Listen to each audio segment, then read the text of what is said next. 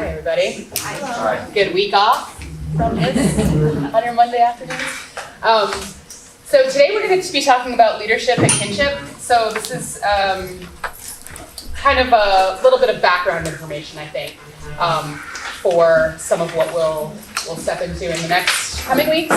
But I think it'll be like kind of good information to have in terms of who's who in the tribe a little bit. And also not just kind of like the more prominent like leadership figures, but also like who's who in your classrooms as well. We were hoping to have a guest with us today, but unfortunately she canceled this afternoon. She wasn't able to make it. So I will do my best to talk to you about kinship and leadership, all that I know about it. Actually, not all that I know about it. This is probably one of those, one of the sessions where there will be some things that I will not talk about, and potentially, if you have some questions that I might not answer. But we'll get to that if it comes to that.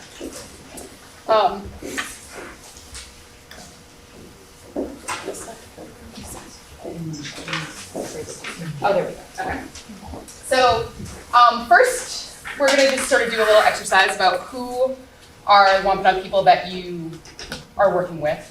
So if you're a teacher, you can think about your students. If you're not a teacher, think just maybe about your group of friends or people that you know in the community. Then we're going to talk about some Wampanoag family names, some that might be familiar to you, some that might not.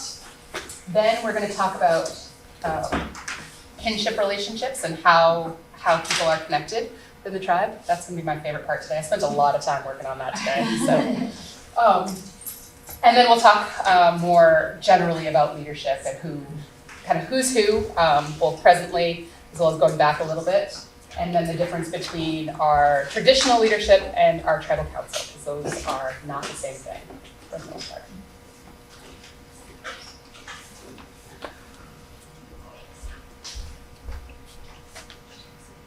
Okay. So, whoops. Oh, this is backwards on here. Okay, we're going to start with this one.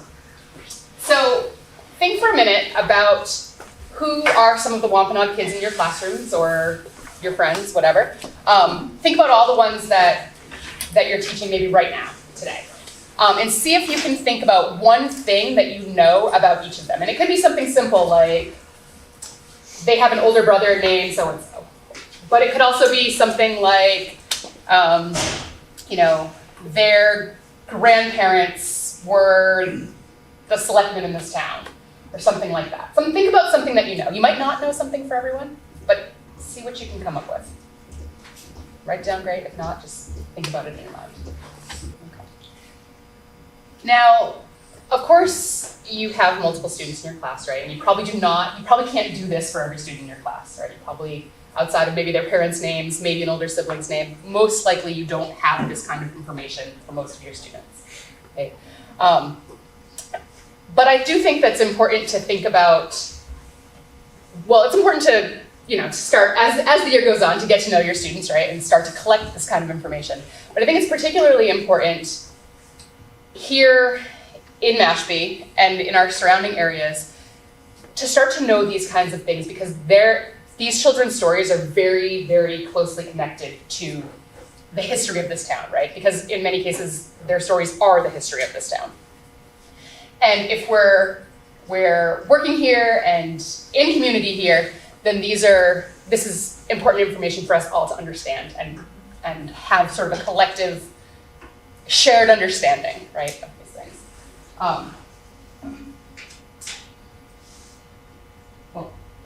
So if I'm curious if anybody wants to share some of the things that you can not use names if you want, but what are some of the things that you know about your students, some of your Wampanoag students? I have a student that does fancy shawl dance, Pakawa. They have a family, extended family. They have, family is important to them, extended family. Respect for elders. They're all cousins with Mr. Randy, and so there's really important connection at school that they have.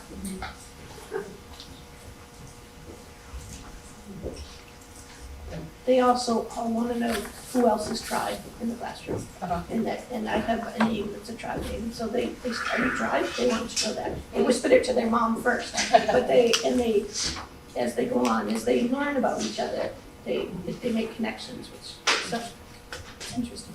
It's important. This one particular student I have loves to be outside. He's outside all the time.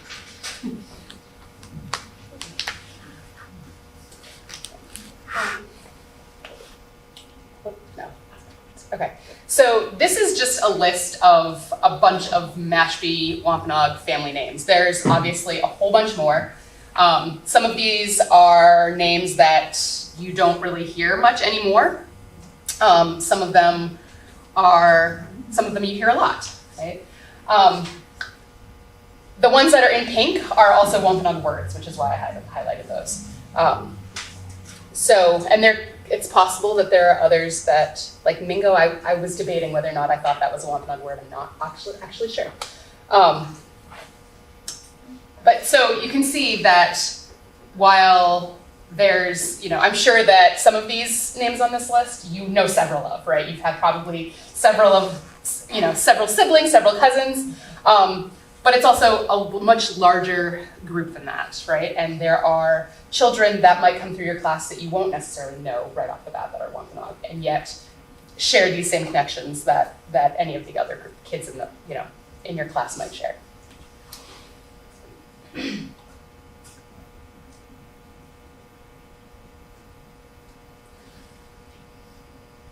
Oops.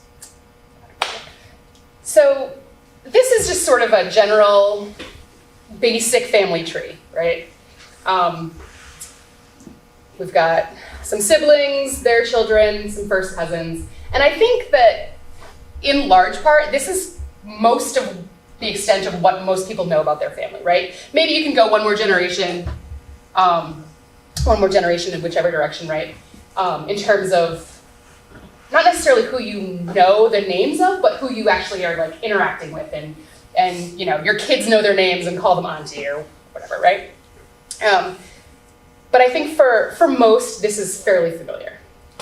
Now, what I worked on today, I decided I wanted to kind of give you a picture of what Wampanoag kinship relationships look like. And so what I did was I took all of the children at Weedamoo School, which is the tribal school where I work, and I made them into one family tree. And they're all connected. I got every single one of 25 kids on it. I spent a lot of time doing this. But it was really fun. We have this CRM thing that shows everyone and all their relationships, and it was a good time. It was a rabbit hole, but it was good. So the bottom of each line, of course, are the students, right? And if you look at, you could take any random child on this list, right? Here she is. Here's Parker. And she's got a sibling in the class. She's got some first cousins in the class. She's got third cousins and fifth cousins and all these, right? And then she's got people on her grandmother's side of her family over here. She's got people on her grandfather's side of her family over here, right? And all of these kids, if you imagine this the third grade Wampanoag students in your school, for example, right? They all know each other. They all know a lot of these connections, not all of them, because they're little. But they all refer to each other as family, right? They all refer to each other as cousins, as aunts and uncles, whatever it might be. And so this, I think, is just kind of a representation of what the larger tribe is like, right? And I think it's actually true, and Roxanne, you might know this from the enrollment committee. I'm pretty sure that every single Mashpee Wampanoag person is related to every single other Mashpee Wampanoag person in some way. You might have to go back several generations, but we are actually all related. So it's not just it's not just lip service when people say that. And so with this kind of relationship to each other, the ways that, when we're thinking about one person's history, it's really our collective history, right? It's not just, Taylani's something that happened to Taylani's family, right? Because Taylani's family is connected way over here to Patakohan's family and way over there to whoever else, right? Does anyone, like, from your experience working with tribal children or working with really anybody in the community, what has been your impression about this kind of community relationships? Or is it, does this sort of follow, I guess, what you've come to know about the students that you work with? Or?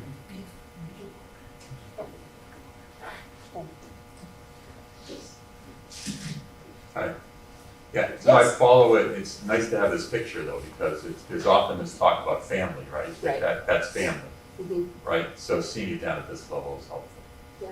And this, I will say too, there's this, like I said, this was a rabbit hole for me today, for real. Most of this, there was a little bit that I had to like look up to fill in, but most of this was just what I knew. I didn't have to, like, some of this part I didn't really know, and then this part I didn't know, but the rest of this was out of my head. And I'm not the only one who can do that out of their head. Like, this is pretty common. So for someone to be able to say, like, you know, that's my fifth cousin, or, you know, she's my great, great, great aunt, or whatever, right? Like, this is common, a common collective understanding that lots of people have, to be able to trace relationships like this. Can I ask you a question? Yes. Like, just at the very top, who, you know, the two in the middle, and then a couple to the left, and then one to the right. Mm-hmm. Who are those people? I'm curious. Like their names? Yeah. So this is Isaac Hendricks. This is Miltier Hendricks. His wife Delsina Mills Hendricks. Yeah, just Delsina Mills Hendricks. Emma Oakley Mills. Christine Oakley. Olive Bears. This one was one I had to look up, so I don't remember those names offhand. No, thanks. Yeah, sure. How many generations ago is that? Well, let's see. That's me. So. There you go. Yeah, this is me right here. So we figure that's, let's see, grandmother. That's my great-great-grandmother. Right there. Great-great-great-grandmother up there. But, let's see, we can, I mean, there's more generations on here, I guess, because, so we've got, let's see, if we start there, that being kind of the highest up, we've got great-grandchild, and then probably this line is the longest. So great, great, great, great, great, great, great, great, great, great, great grand. So, yeah. 1, 2, 3, 4, 5, 6, 7, 8 generations on there. I think that's the longest line I've got on here. And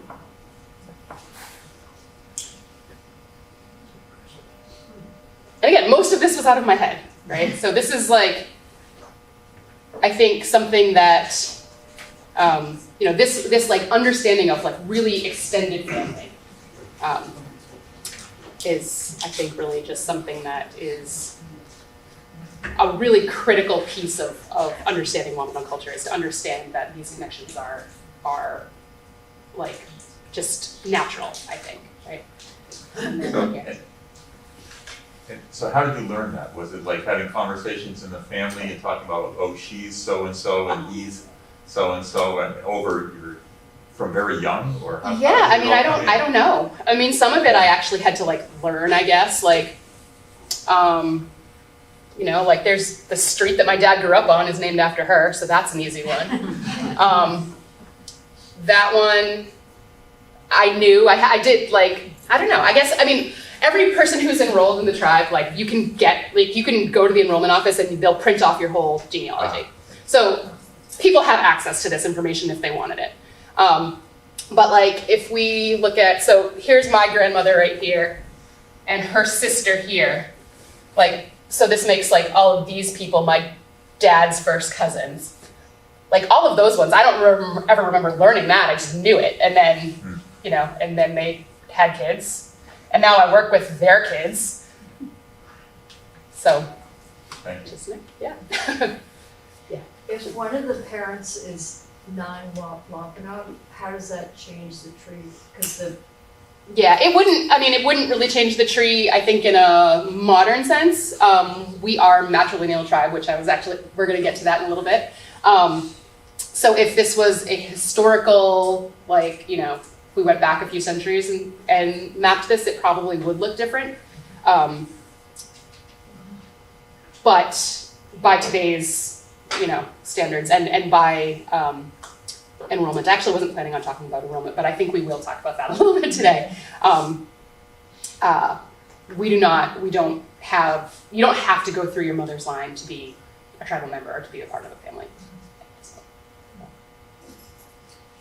I think for years, people at the Coon School have talked about it, that I almost, in the outside world, when I think of this and think about things that have become monuments, I can't believe that nobody has ever taken something like this and turned it into like a work of art or built a monument in the town of Mashpee, because a lot of people are curious about it, and it takes us years. I'm like, wait a minute, you're related to, and with the last names changing and stuff.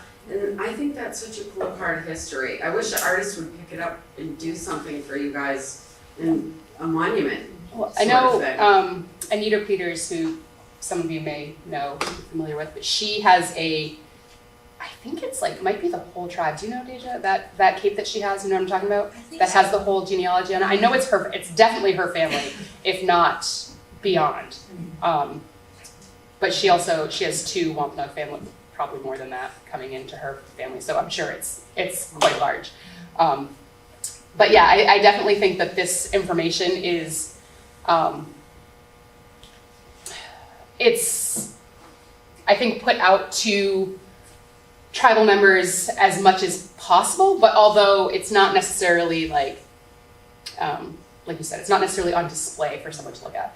We also, in the tribal building, we do have this Hall of Elders, where there's just pictures on both sides of the walls that show, some more recent, or many more recent, and many that are still alive, but it also goes back probably a few generations as well, that shows this. But again, also not really in an organized sort of way. Some of them are kind of with their siblings maybe, but not necessarily,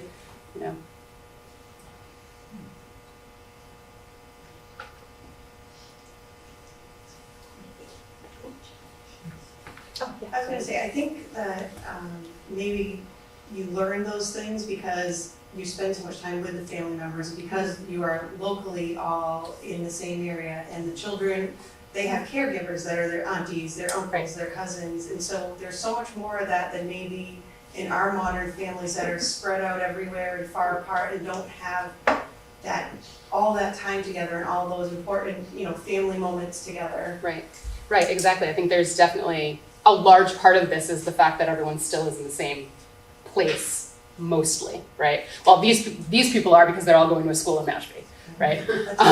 And obviously, they're not all in Mashpee, but they're close enough to come to school here.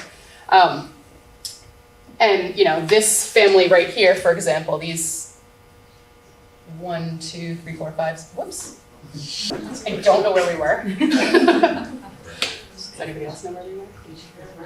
you're talking about somebody on this side. Oh, you were counting. Yeah. Oh, right. Yes. Yes, I was saying that there's 1, 2, 3, 4, 5, 6 people in this family that are shown here, but there's, I think, 14 siblings, is that right? 14 siblings in that family.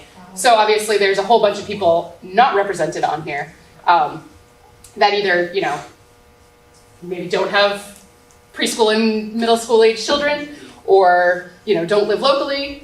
But this is definitely a fraction of what, if we just start at the top here with this one here and this one here, this is the tiniest fraction of what would come from those 2 people.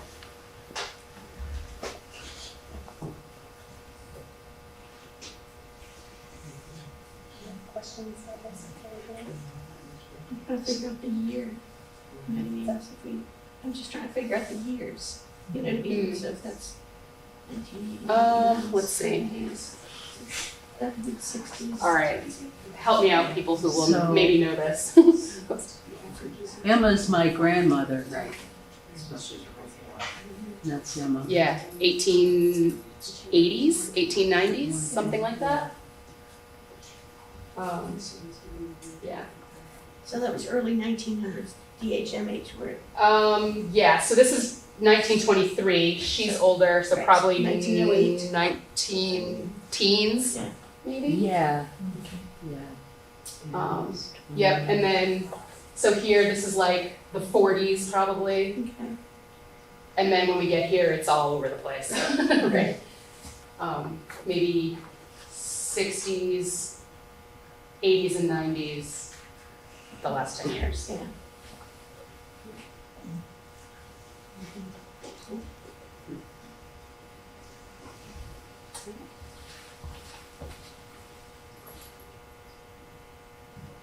Don't even dare to, oh, wait, Your mouse, mouse. right? Mom.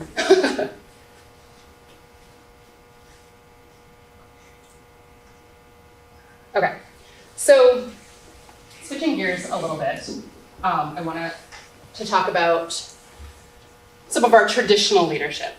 And this is a list of very specifically appointed or chosen people from the tribe who hold these roles. This is not by any means an exhaustive list of tribal elders at all. But so in the chief's list here, Vernon Lopez is our current chief. It was his daughter that was supposed to come today to talk to you all. So unfortunately, she wasn't able to make it. The previous chief before that, Vernon Pocknett Sr., passed away in the 90s, I believe. And before that, Earl Mills Sr.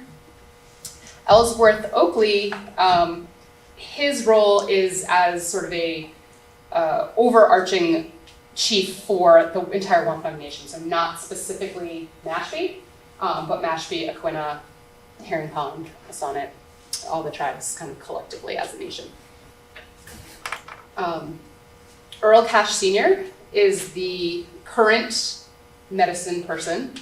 His predecessor was John Peters Sr., who I believe was also held a role that was more inclusive of all the tribes of the Wampanoag Nation as well.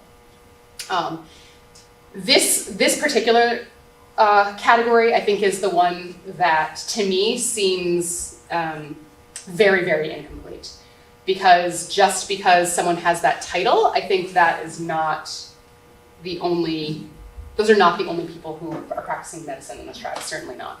And so I think this list could go on quite a bit longer than it does.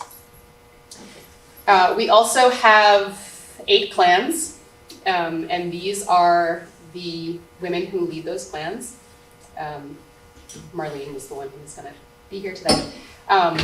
And so each of these clan leaders are not necessarily like the oldest woman in their family or anything like that, but someone who is, in most cases, a traditionally minded person who just kind of generally has the respect of their family. And again, not to say that there are not other women in families that would be, have leadership positions as well, but these are sort of the designees by those families, and they're chosen by the families as well. And so you can kind of see that, so we have clan mothers, which are women, and everyone else on the left side is men. And that's not because it has to be that way, but traditionally, the way that our leadership would sort of work is that, or not so much leadership necessarily, but roles, I'll say, more generally, is that the men would be the ones who are more protectors, while the women would be the ones who are more kind of guiding things, right?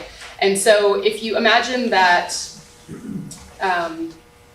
imagine 400 years ago, what a chief's role might be, right? It would probably be to go out into other communities to talk to other people.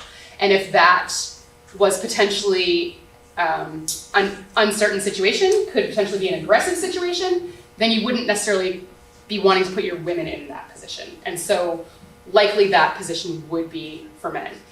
Not because it had to be. We definitely have a number of notable women chiefs, but I think it would be less common for that reason. Clan mothers, on the other hand, again, are sort of more in a position of steering the direction that goes. So it's a little more behind the scenes, kind of making the decisions that will then be given to the leadership that's going out. Just for fun, a little fun fact about the Wampanoag word for woman, matamwasas. It means the one with the final say, basically. So it's the same word for wife. So woman and wife are the same word.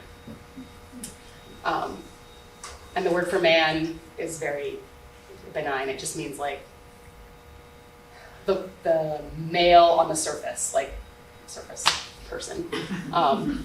And husband, sorry guys, that means follower. It's true, didn't make it up.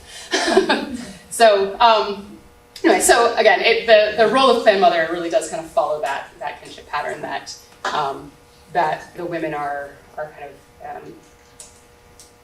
kind of creating the vision for how things will go, and the men are sort of executing that vision. The way that these roles are chosen, so we talked a little bit about clan mothers and how that's chosen by families. The other roles are chosen, I think, in similar ways, collectively by the entire tribe or whoever chooses to participate in that.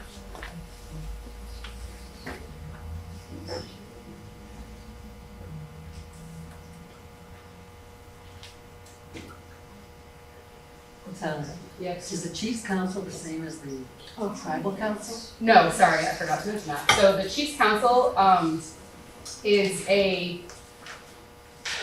literally the Chiefs Council. So it's like an advisory board, and I believe chosen by the chief specifically. Like I don't think that's something that carries on through different chiefs. I don't think, but honestly, I'm not really sure.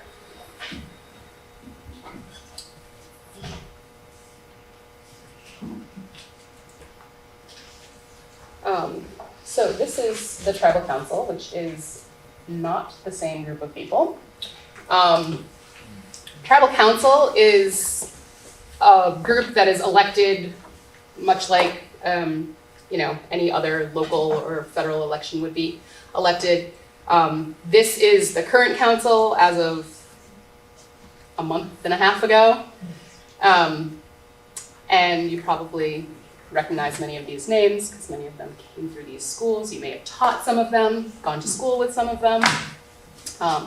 But our current chairman is Brian Whedon, vice chairman Carlton Hendricks Jr. Our secretary is Cassie Jackson, and our treasurer is Bobby Foster, Charles Bobby Foster. And then our councilman at large are Nelson, Rita, myself, Roxanne, Winona, and David Wheaton. So this group is really, it's very, very separate from the groups that we just talked about in that these are like the legislators, okay? So this is the group making ordinances and passing resolutions and things like that for the operations of our tribe. Has, practically speaking, very little to do with tradition on a day-to-day basis. It operates, for the most part, like any other group that uses like parliamentary proceedings and things like that.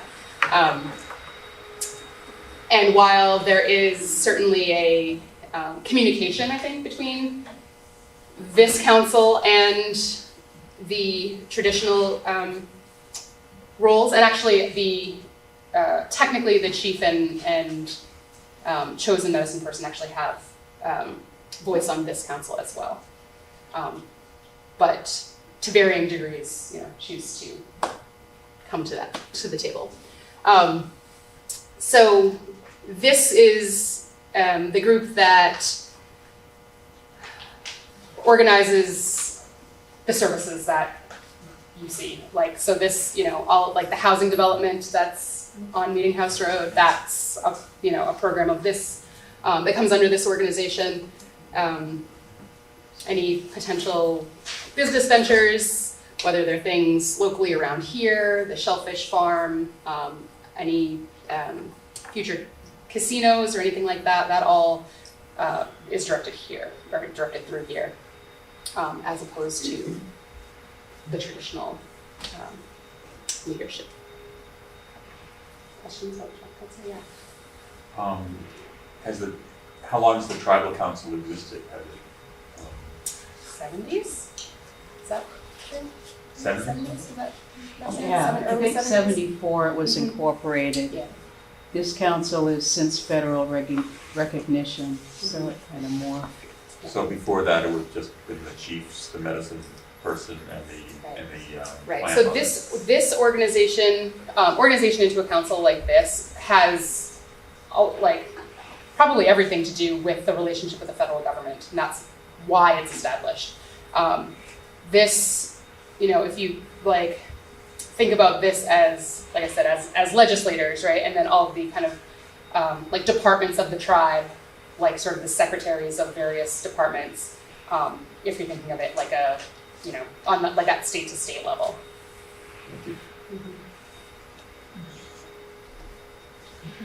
Would you describe what's going on in your tribe? In the seal? Tribe seal, please. Sure. So this is, for those of you who might not be able to see, this is a turtle. Go ahead and enlarge it. Right. No, go like this, go. Yes. Maybe not. I don't know how to I enlarge think it. we just pressed on it last time. Oh, for crying out loud.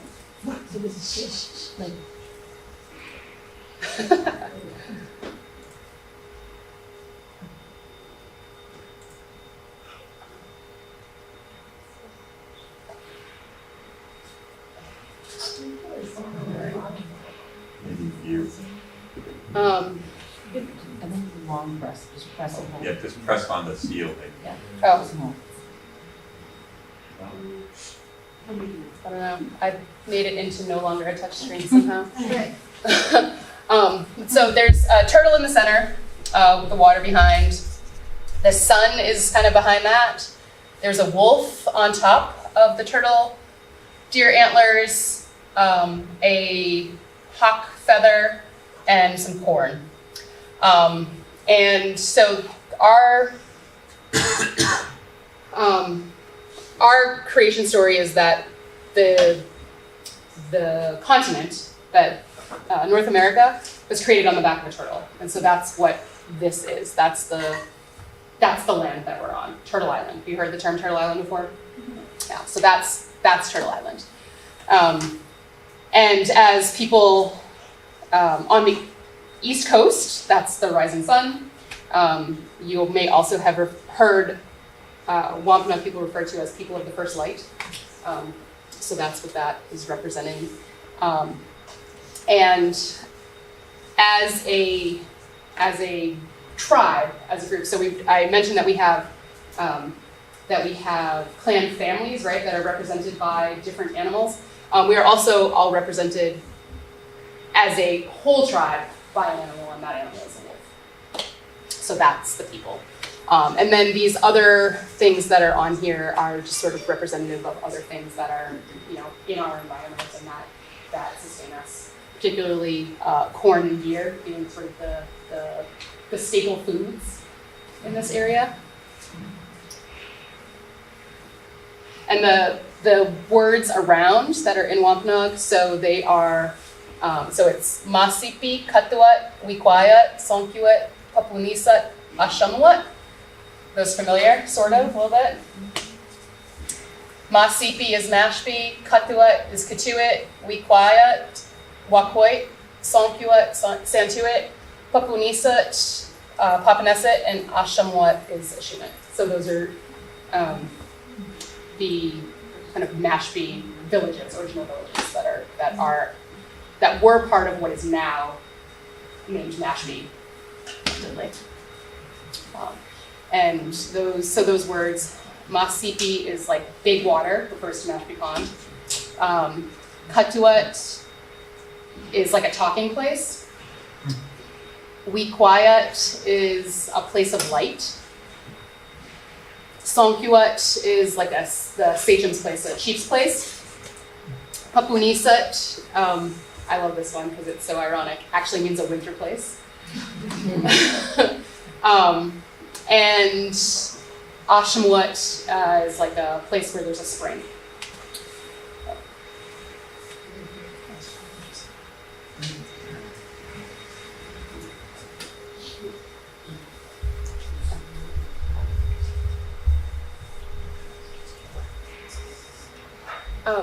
I also wanted to kind of just mention briefly, because there's a lot of history that goes along with this slide that I am not well versed in at all. And as we go through these next weeks, I'm hoping that other people will be able to talk about this more. But right now in the town of Mashpee, there are 5 people that hold certain positions in the town. Some hold multiple. Actually, I think they almost all hold multiple, except for one maybe. And this is a pretty drastic comparison if you were to put this against maybe the 1960s or so, when the majority of town positions were held by one people. So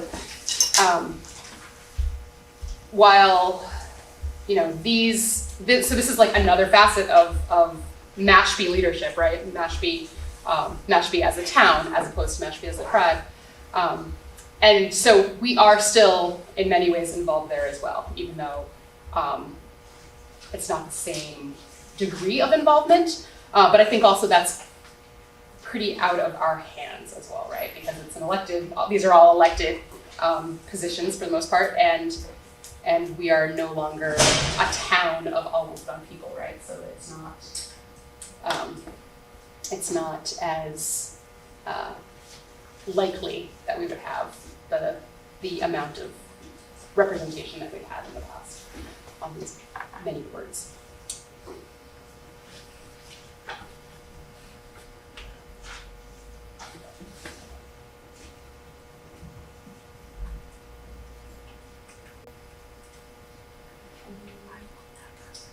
So does anyone have any questions at this point? We have a little discussion still to go, but let's see. Pause here before we move on.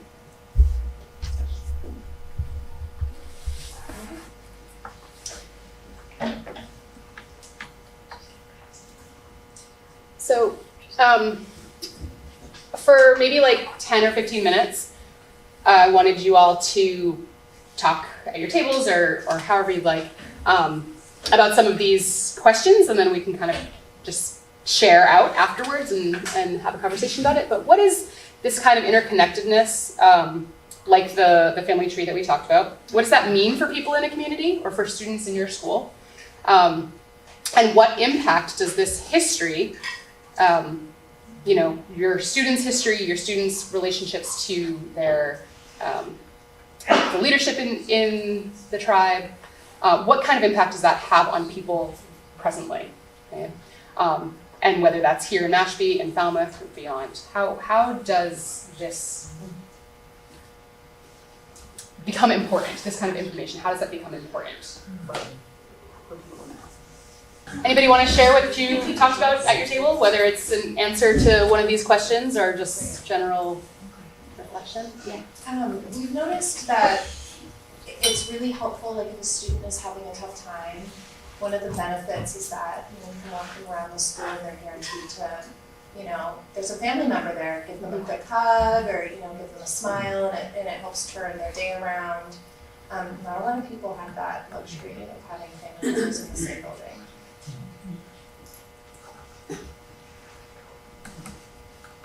Yeah, Mr. Peters does get, he does get a lot of visits. He also doesn't like when people say, nice things to him. He's very humble. And I told him I was gonna what was just in the paper, what was the award that people just got, Citizen of the Year, and a lot of people did, I know Effie did. So I said, Mr. Peters, I'm gonna have to volunteer you for that next year. And he's like, don't do that, Liz. And I'm like, it is going down. So then I was asking the kids, who loves Mr. Peters? Who thinks that he should be a star? And they're like, yeah. So literally every single person, not, the native kids feel so comfortable with him, but so does everybody else. So he's a lot to brag about. It's like was that little time when we were gonna switch into the high school and then we staged it. Yeah, we stormed the town hall. To keep it, that's how important. Yeah, I mean, I think that really that says a lot about how important it is to have adults in the environment that's reflective of the kids, right? I mean, Randy is great, but also he's what they have in the building, right? Like I don't know that there's anybody else in the No, we were talking about that too. We've had a few student teachers come through, or somebody who just started in the field, and then they, for whatever personal reasons, or they got married, had a baby, or whatever. So we really don't have any representation at the early childhood level at all. We also don't have males, really. Sorry. I went into Delias on lunch lunches for pre-K to second grade. Every Wednesday, which is awesome. Kids love it. Today I was asked if it was lunch today. It's just Wednesday. How many days is that? After that, he comes to Quashnet on Mondays and the kids like lining up. It's awesome connection. I think that interconnectedness really in the community means you've got to work it out. Like whatever the differences are, kind of like you fight with your sister, but at the end of the day, you got to work it out. Today, tomorrow, next week, it has to be worked out one way or the other. Well, you can carry that grudge, but I'm still going to see you at family dinner on Sunday and, the next party and the next. You have to work out your differences one way or the other. And I think that's what that interconnectedness, that tree that you showed us really means. I think that interconnectedness is really important because it's for people in a community, but it's in a community where this is a group that is a definite minority and a marginalized minority in a community. So I think the interconnectedness is very important and very important to them. Yeah, and not just in a community, but in their own community, right? Right.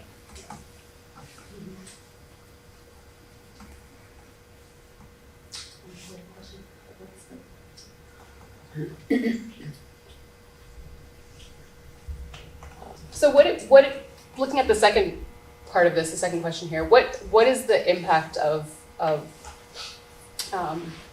having this history and these stories be a part of like all of our collective history, right? Anyone who's living here, working here, what is the impact of that have on any of us, right? Not just Wampanoag children, Wampanoag people in this community, but what is the impact of this history on all of us?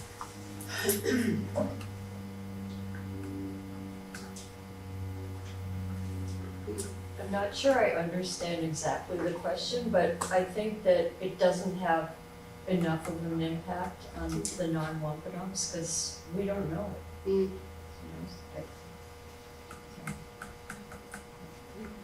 Your husband came to talk to our staff, and I think one of the things that really stuck out was that, there's a lot of trauma that just gets passed down through generations that, not a lot of us that are not part of the tribe know anything about. And I just remember on Facebook, somebody used to post on like Mashpee Message some historical stuff, and I used to love watching that because that was really the only time I could hear any kind of historical stories, to get an understanding of what that what that was like, you know, growing through the years and the journey and the struggles. But that's something that kind of stuck out was Cameron saying it's the trauma that gets passed down that is everyone's, you know, having to face even still today. Was that was a Coombs specific Yeah. program? Yeah, Yeah. okay. Yeah, I think that in terms of this question, I think that's definitely an important one, right? And it speaks to your answer also, that there's not enough impact, as you said, outside of the community, and that we're going to talk a lot more about trauma starting next week too, as we go along. But without understanding that history and there being a lot of trauma, right, and a lack of understanding of that trauma and all the things that led to it doesn't really help heal that trauma, right? Which I think is how we end up with these sort of Band-Aid situations where we're, you know, trying to maybe bring a person in to deal with a situation, right, with a child that might happen, or, you know, having to refer a kid to a service or something like that to deal with something that may have happened, when really ultimately what we need to do is to kind of understand the basic issues that are underlying all of these things. So hopefully actually that's what we're kind of a little bit more of. But yeah. Brian, do you have a question? No, I took a class over the summer with like Linda and Kitty, and it changed how I taught social studies, how I teach like the first Thanksgiving and the pilgrims and all of that, because I had always looked at it from my own perspective, and then I'm new to Mashpee, so adding the Mashpee perspective and their perspective, and it totally changed my lessons and everything, how I taught, because it's their history. And I have these students, and it's Mashpee's history, but it's my students' history too, directly. And so learning about that definitely impacted me in the whole way I viewed history that I had taught before and taught it in a totally different way.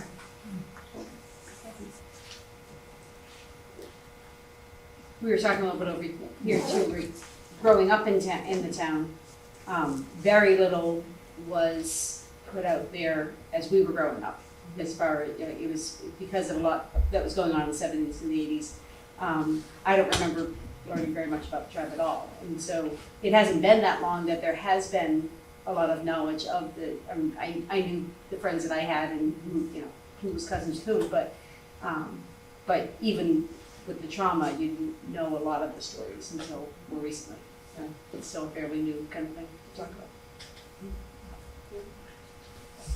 I was thinking that this kind of interconnectedness that we're talking about really, you know, has certain values that are connected to it, that at least as I'm feeling it right now, it just brings up feelings of compassion and caring and responsibility.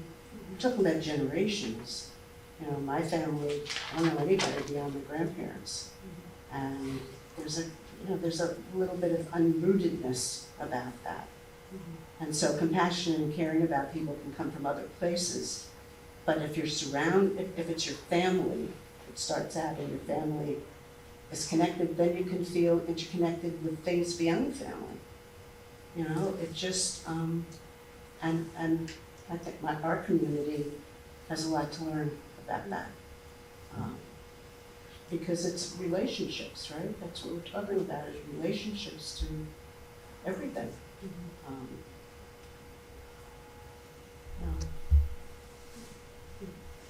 Yeah, about what it's like to live in an interconnected family like that. And as I work with students that I do, it makes me want to know more about that. Yeah. I think one of the things that, like, kind of as I'm listening to everyone talking, one of the things that I think about is how, so in Wampanoag language, we don't have a word for cousin, right? So well, we have a word that we use for cousin, but it really just means like a person I'm related to. It's not specific like that. It's not like your parents, siblings, kids, you know, it could be anybody. And I think that's interesting in itself, right? Like, so it's not, it expands the possibilities for who's your family, right? But then it, I didn't even touch anything, I swear.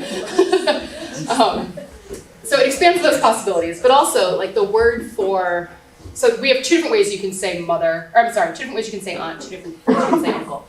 But one of those ways, and it's your maternal aunt and maternal uncle are like, the words literally mean like your little mother, your little father. So it's a different relationship than an aunt, right? It's like the other mother, the other one that's raising me. And, you know, for those of you who've worked with tribal kids that, you know, have heard them talk about like, oh, my auntie so-and-so. Like, it's not your aunt like you probably think of your aunt. It might be their cousin. It could be like almost any older woman in their family, right? A woman older than them. And so I think that's really important to understand too, because in interacting with people, like you as teachers may find yourself in a conversation with a woman that you think has no relationship to this child, and they're like ready to like, you know, step into the fire for that kid. Because the relationship is closer than you might understand, you might imagine. Like I think about like in the summertime, my kids constantly ask me to go to the pond after camp, and I almost never take them because I'm tired and I don't want to do that. But when we do go, I would say like 80% of the time that we go down there, somebody feeds them. It's not me. I'll bring like a bag of chips and some water, and if they go over to the barbecues, somebody's like, you want a hot dog? You want a burger? You want whatever? And I have one person in particular in my head. She's always feeds them. But she's not the only one. And then, you know, so she's doing all the feeding for like all the Wampanoag kids at the pond. There's somebody else who's like sitting on the beach and making sure none of the kids at the pond are drowning, right? And then there's somebody else over at the playground, and she's over there watching those kids. So I think there's that like village, right? But it's really is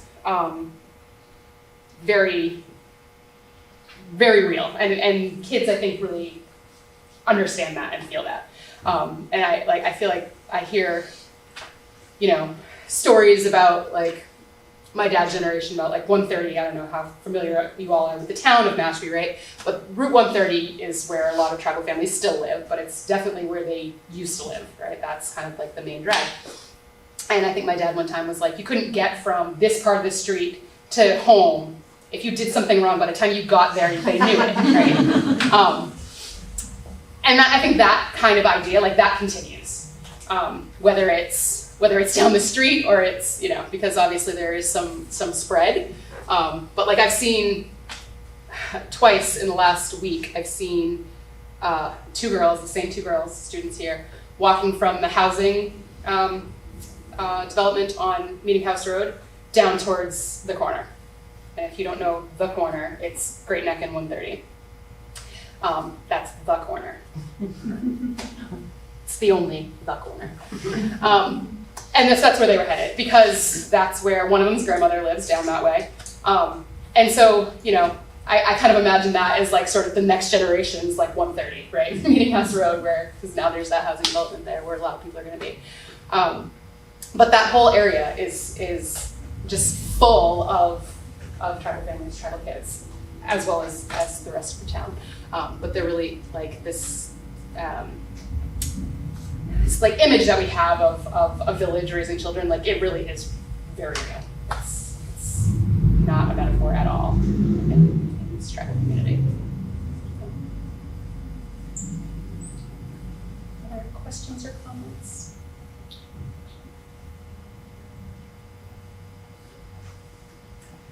I think we'll just finish a little early today because I didn't have as much to talk about since we're missing our guest, but we had an announcement before we go. Since we're all here to discuss the relationship with the tribe and so forth, I thought you, many of you probably are following the story about the Massachusetts state flag as well. There's been a lot of discussion about should that be changed or shouldn't it be changed and so forth. So I thought you might be interested to know that there's going to be a debate on Wednesday afternoon from 4 o'clock to 5 o'clock at the Falmouth Arts Center. And it's at the Art Center because so much of it is going to discuss the seal and what it looks like and what visuals are represented and so forth. But there's going to be a panel. There'll be 2 non-tribal members who speak on pro and con about changing the flag, and there will be 1 tribal member there as well, who will probably moderate and decide which it's going to be. But it should be interesting anyway, from 4 to 5 at the Falmouth Arts Center on Gifford Street. You're all invited. Thank you. So next week, we're gonna be talking about boarding schools and educational trauma and. Lucy, did you happen to catch NPR this weekend had a story on Red Cloud School? It was really fascinating, and where they're trying to go, how to heal, because the school's still in existence, not as a boarding school, I don't think.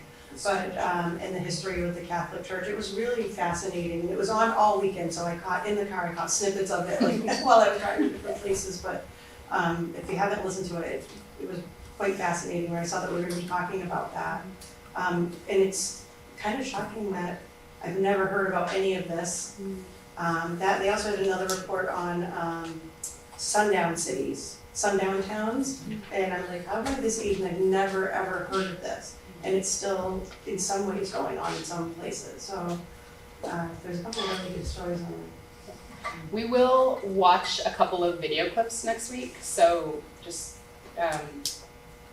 some of them are gonna be probably hard to hear and hard to watch, so just be prepared for that. And I just want to add something. When we were discussing the relationships and interconnectedness, I was telling these gals how whenever my husband, your father tells a story about Mashpee, it always is related to a place. There's not a story that hasn't been told about, it happened at the river or something about the, pond or, the parsonage, which was the original meeting house, I guess. But it's interesting how it's always related to the land, I guess is what my point is that every relationship and every story is related to the land. And it's kind of an aha moment I have. See you next week. Thank you.